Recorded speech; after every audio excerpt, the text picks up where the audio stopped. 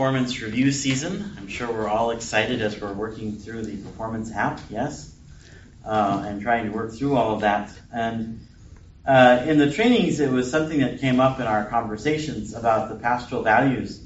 A question that always should come up for us is, how does all of this help us to continue the mission of Jesus Christ, proclaiming the good news? It's always an important question for us in whatever it is that we are doing. Because it's very simple. It's possible for us to get so wrapped up in things that we are doing that we forget the core of that life with Christ is to continue the mission. I know that in recent years, especially with some of the difficulties that the church has experienced, that many have encouraged us by saying, but you do so many good things, don't forget that. You help the poor, you help those who are in need, you respond to people who are in difficulties and all of that, which is all true. And then a lot of the social and cultural issues that have been going on and the civic issues, and our response to that, always pointing towards the gospel. And it can be easy for us to get all wrapped up in that as well.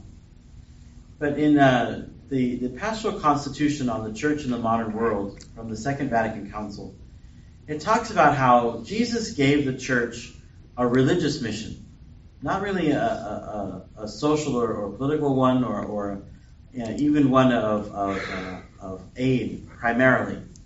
It was a religious mission, a mission to continue to proclaim the good news. And in our scriptures today, we have wonderful examples of that being called to faithfulness to that message. Jesus in the gospel says, this is the work of to believe in the one whom the Father has sent. That our primary work is to bring people to a belief in Jesus as the one sent by God the Father. That is our work as disciples. And that's what Stephen was about. And that's what Stephen remained true to, even though many around him opposed him and even began to invent things falsely so that they could try to find ways to silence him. They still could not do so because he was remaining faithful to that core life as a disciple, which is to proclaim the good news that Jesus is the one whom the Father has sent. And it's no surprise that the day after the birth of Jesus, Christmas Day, what we celebrate in the church is the feast day of Stephen, the first martyr. Why? Because we see in Stephen the first person who completely gave himself for the proclaiming of the good news, that Jesus is the one that the Father has sent.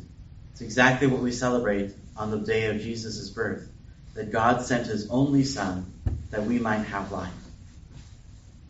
And so, sisters and brothers, as we continue, not just through our day, but all throughout our lives as disciples of Christ, let's always ask ourselves the question, what is it that I am doing today that continues the mission that has been entrusted to me as a disciple?